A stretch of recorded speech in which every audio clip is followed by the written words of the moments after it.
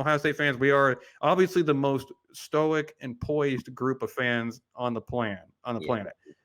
Obviously. Okay, I'm just kidding. But we know we're a bunch of rabid animals.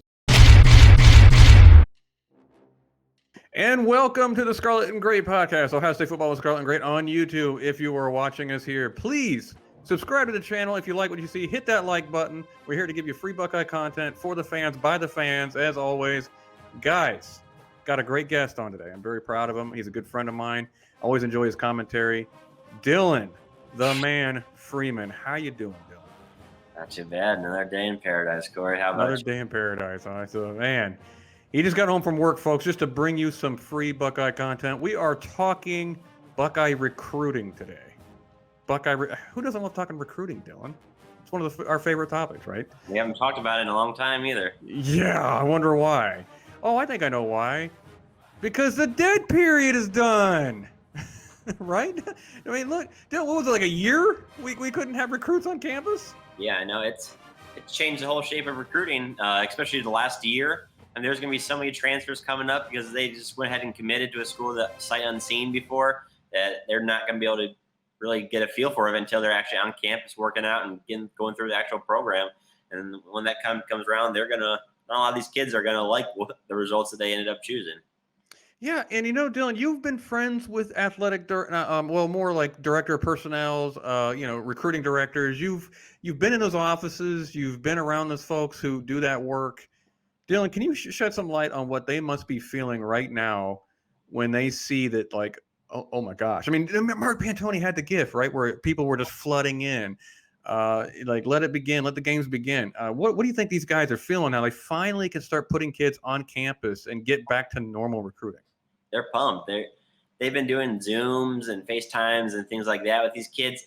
It's not the same, though. You can't build that relationship. You can build a relationship, but it's so much different being in person with anything. You know what I mean? Work. It feels different. And when you're able to show the kids the actual campus and kind of have them actually feel it instead of just look at it, I mean, that's a big deal. They're excited to actually show these kids every aspect of the Ohio State University, which you can only show so much on these Zoom calls and actually get a feel for it. And that's really the main reason that schools like Ohio State, Clemson, Alabama that have more than just great football to their name, they want to be able to show off every aspect, the weight room, and actually show the kids what the programs they'll actually be doing each and every single day to actually give them a real life feel that you can't really simulate over Zoom, no matter how many hours you spent, which they probably spent more time actually recruiting this year. And I can tell you, yeah, exactly. I can tell you guys, I have hung out with Dylan at football games, bars where we watched Ohio State. I much prefer the Zoom method, but it's different. It's in reverse for recruiting. Anyway, just messing with you, Dylan. But, obviously we're having these camps going on right now where these Ohio States are just like flooding in kids right now. I have a friend whose son is being recruited right now, and he says, like, literally schools that are lining up to go to these camps, like somewhere between 60 and 80 to 90. Even 90 schools are going to these camps now because they haven't been able to see these kids in person. But let me ask you, Dylan, what about some of the first early impressions by the recruits are you hearing? I mean, I'm sure the news is flooding out right now. It's all over the internet. Internet's a buzz with it right now. What are you hearing that some of the early impressions by recruits that are finally get to see Ohio State for the first time? They're pumped. Especially even the local kids that you would think that have a pretty good feel for Ohio State with all their friends, maybe on campuses, other teammates in the past. But kids like Carter Smith, that is a borderline Ohio State kid that we're interested in talking to and kind of wanting to see how he grows the next few months. But I mean, even kids like that live not far from campus, it's a whole different feel that they fall in love with it each more every single day that they haven't really had that experience with. Some of these kids that are not lower end, but like 3 stars and things like that, they aren't recruited at the same level as a 5, as a 5-star. Yeah, of course not. They're not getting that same amount of contact. They're still getting a lot of contact, but they're not getting the same amount of feel and just love that they are getting in person. And so they're really impressed with the results so far. Yeah, and on top of that, you got to feel for these kids who are, like you said, the 3-star kids that aren't, you can look on film and see some good things, but also see some things that might concern you. But once you get them in that field and you run some drills with them, and Larry Johnson get up that 3-star defensive lineman, he's found so many good ones. And he can get up next to that kid and go, man, this kid's way better than he looks on film. In person, his athleticism's off the charts. He actually has a lot of potential. Now, that's we can't even understate the benefit of that, can we, Dylan? No, I mean, these camp offers are a big deal. I mean, some of our great players, Darren Lee, Denzel Ward, just name a few, that if Ty Hamilton was a if they recent one. didn't come to camp, they're not getting these offers. And Larry Johnson, of all people, he is in love with seeing the kids in person. That's his, especially D-line, that's his specialty, and he wants to see how they actually work to take to coaching. Is really, he feels that all these kids have talent. You know what I mean? Some are a little better than others, but how fast you can learn the techniques he's teaching you and things like that. If he doesn't feel that you can learn it, no matter how good you are, he's not gonna go for you. If you've seen it, he's gone for a lot of lower end 3 stars. You know what I mean? At the time, before they blew up, because he saw something in them and he saw how hard they worked and realized that they had that tenacity and that underlining that want to win that a lot of these kids don't have. They do it because they want to play football, and they want to make money. You know what I mean? Not that they actually love the game and they actually understand what they're doing and why they set up moves and things like that. Man, you're just like reading off of Justin Fields' pre-draft analysis there. Just didn't love the game, just wants to make money. I'm kidding. Honestly, though, I like it. I like the fact you brought the fact coachable. This is a way they can see if the kids are coachable or not when they get them run through drills. That's a brilliant point to bring up, because you can't do that on film. You know, you can't look on a huddle film or whatever. You look at high school film and say, the kid looks coachable. No, you got to get him in person and give him instruction. So obviously there's a big key there. Dylan, we've had a couple days now with Ohio State camps. Let me ask you, can you name me, like, I don't know, let's say five early standouts, kids that people should really, they're going to get to know these kids really well over the next year? Carter Smith. I feel I said in our group chat a while ago, probably a month and a half ago, that I feel like Carter Smith ends up in this class. He's a very good athlete. He was pretty small when we first started kind of staying even in contact with him. He was about 6'5", 250. And I mean, offensive tackle. And he's class of 2022, and he's a very good player. He just needs to grow, which a lot of these kids, I mean, kind of like Amil Wagner, you know, just small, very good athlete, smaller, and they really have to just kind of put on the weight. And he's put on about 15 pounds. And so he's showing that he's working at it. And that's one of the things that we really want to see. We told him that we wanted to have him come back in a few months with bulked up about 280-ish to kind of see that he has that frame that he can actually add that. Because right now, I mean, he's played tight end most of his life. And so trying to add that is kind of a big deal. You have any other players like Carter Smith? I mean, obviously there's a couple that we're getting. I think you mentioned Julian Humphrey is a corner, has been playing. Looks pretty good. I'm pretty big on him. I really like him. I think that for a third cornerback, I feel like he is the guy that would be a really good fit, because he's a great. Isn't he a current Florida State commit? Wouldn't you have to flip him, get the spatula out and flip him, or? No, he is a Florida commit. Oh, Florida. Okay. Yep, okay. I'm getting my Florida there on, I think, Saturday. Okay. But he planned this visit about a month ago, and he had said he was going to take these visits. So I mean, it's hard to see how committed he really is, because he committed 4 days ago, and he's already visiting Ohio State. So I mean, he's interested, and he worked out today. He's a high 4-star. You know what I mean? Mm-hmm. He has some pretty good offers: Florida, Texas A&M, things like that. That you don't have to work out at Ohio State. You know what I mean? That's not one of the things that you have to do, especially when you have all those big names already. So I think that it showed that he really is interested in Ohio State. And I feel like he's a guy that in the long run, if we keep pushing, because we just started, I won't even say we're pushing for him yet, but we're interested in him. Mm-hmm. And we just started reciprocating the love with him. And I think that if we continue on and kind of go all in on him, that I feel like we could get him. He's a good player. What about some of these quarterbacks we offered today? I think we offered 2, didn't we? Or is there other ones? Yeah, I feel like Nico, the quarterback.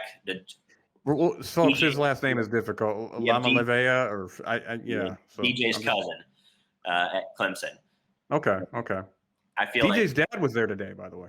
Yeah, he's big on it, and so I think he's very interested in Ohio State. He's a Cali kid, very tall. He's really thin right now. But if you watch something you can see on Twitter and stuff like that, some of the few throws, he has a great arm, and he probably has one of the top 2 or 3 highest upsides in the whole class of anybody, like, as far as quarterbacks goes. And I feel like I'm not sure right now with our quarterback situation if we can pull a kid that we feel is so highly of, you know. but he's another guy that was really good. And then today, Kenneth Grant, the huge defensive tackle, I think he's from Indy area. He's a big boy. He's about 330 pounds. Very underrated. We're starting to recruit those, aren't we? Those big nose tackle types. Yeah, Tyleik Williams was the first one. Larry Johnson never really, in his scheme, the old scheme, he never really had a true one technique. You know what I mean? You had pretty much 2-3 techniques. Smaller, faster defensive tackles that can shoot gaps. And with Tyleik and this kid, I'm very surprised we actually offer this kid. Not because I don't think he has talent, just we've never really recruited the bigger guys that we had before. So he's a good guy. And then the defensive end, 23 defensive end, Gabe Harris, that's committed to Florida State. He stood out today. About 6'5", 245 pounds. The video showed he has great hands already. Yes, he's already committed to Florida State. But if you watch his interviews with everyone, he said he's wide open.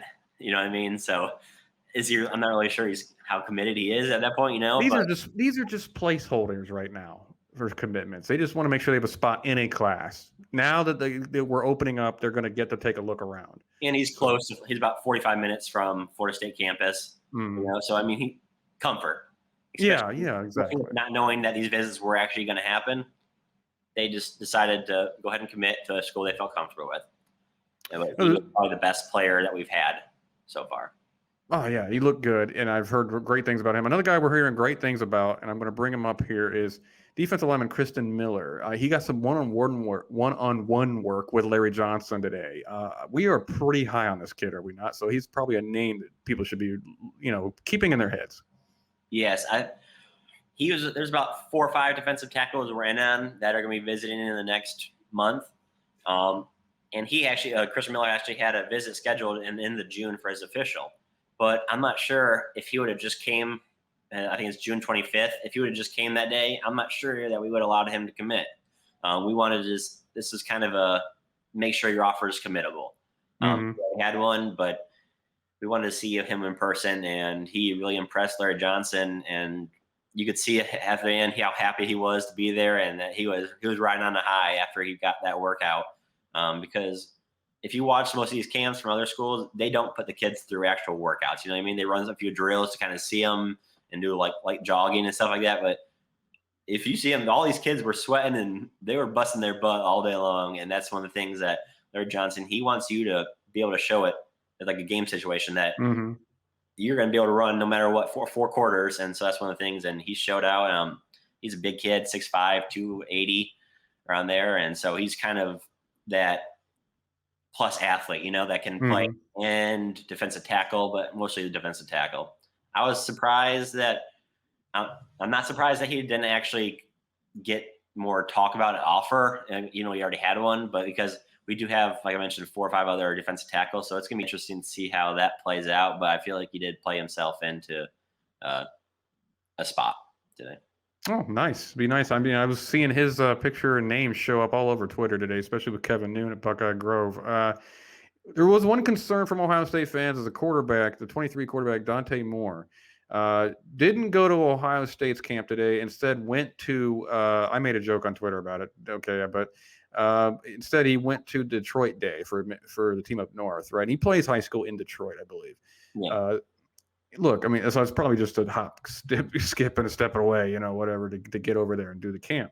Now, but can you put Buckeye fans' minds to ease about his situation with Ohio State for Skip? Because, I mean, it's a bad look, right? I mean, Ohio State fans, we are obviously the most stoic and poised group of fans on the planet. Obviously. Okay, I'm just kidding. But we know we're a bunch of rabid animals. But when they see a kid skip Ohio State camp, they think, how dare he? So I don't want you to divulge too much personal information, obviously, and you got to respect the kid first and foremost. But what can you tell us about why he may not have been there today? He's going to be back in June. The staff isn't too concerned about that. He hasn't reciprocated a whole lot of interest. I mean, but he's still a long ways to go. And we have, like I mentioned, kind of with Nico, that we have a lot of quarterbacks already in the stable. And so we're kind of slow playing these kids, and we want to see them in person, which Ryan Day always wants to do, see them in person. And so we just wanted him to work out. He'll be back at the end of June. I think June 22nd is what's reported. Mhm.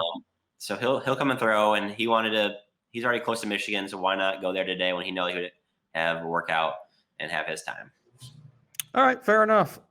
So for Buckeye fans, let's calm down about that one a little bit. And by the way, we're going to basically take whoever Quinn Ewers allows us to take. Let's be real. Just kidding. People are still freaking out about the mullet looking great at camp. We'll talk about that another day, though. I'll bring you back, Dylan, and talk about Quinn Ewers' video is absurd. Anyway, last but not least, on the last segment here on this camp, do we have any potential booms coming up, do you think? Now, look, guys, I'm going to preface this. Dylan's not guaranteeing anything. These are just rumors right now, okay? So hey, he didn't commit next week like you said. Just calm down. These are just names that you should keep an eye on. They could be potentially booming in the month of June for Ohio State, potentially.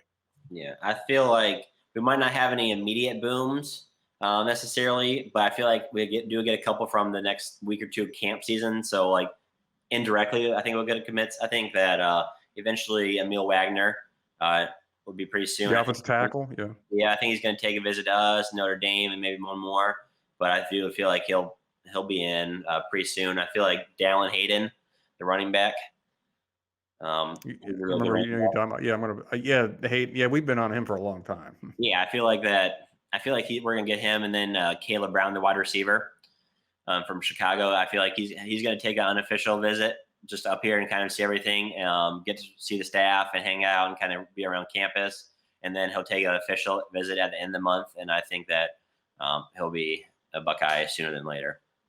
Awesome. You got some names there, folks. It wasn't just one more for you that oh boy. I feel like kind of he could pop at any time. Omari Abor. Okay. So no truth to the Quinn Ewers decommitment rumors that Penn State's praying for, right? Other than just, he's interested in Penn State, right? Yeah, that must be what it is, right? He wants to go to Penn State. Just kidding with that, folks. Having a little fun at the expense of our friends. I guess you want to say to the east of Ohio. Anyway, so guy Dylan, appreciate you being on, man. Talking recruiting. We're going to have you on, obviously, as much as you can for the month of June, especially because recruiting is going to hit heavy, obviously, in Ohio State. Obviously, with the way we can do visits now, I'm sure Ryan Day and all the coaches are just, let's go. Mark Pantoni especially. So Dylan, man, I appreciate you. What is your Twitter handle? Is just so people can find you on Twitter and bug you? At Dylan Freeman VP. All right, I'll put that in the description, guys. I appreciate you, Dylan. As always, this has been Scarlet and Great. Find us on, if you haven't subscribed yet, subscribe to the channel, Ohio State Football with Scarlet and Great. Like the video. It helps the channel bring as much possible Buckeye content free of charge to your living room, your phone, whatever you're watching us on. We appreciate it. We appreciate our love and support we've been getting. Also, we do at the end of the week, we try to post a audio version of all the weekend review podcast, Scarlet and Great Empire, on whatever podcast streaming service you like and enjoy. So we appreciate again for all your love and support, guys. As always, goodbye, God bless, and go Bucks.